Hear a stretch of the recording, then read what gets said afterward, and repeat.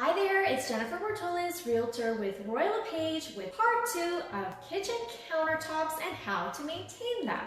Since granite is one of the most popular ones, I will focus mainly on that. Now, if you happen to spill an acidic substance like wine, coffee, fruit juice, or soda, make sure that you wipe that spill up immediately so you can avoid a potential stain on your granite surface. Now, although using dish soap seems like it might make sense on your countertop, however, it can dull your countertop shine over time, and if it spills in the same area, it can leave a yellowish stain. Trust me, I know.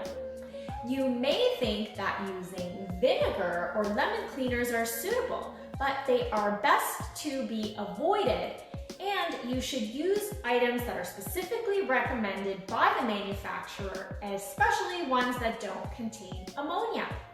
Here is another granite no-no to avoid: using products that contain bleach or chemicals that can degrade the granite sealer, leaving the stone more vulnerable to staining.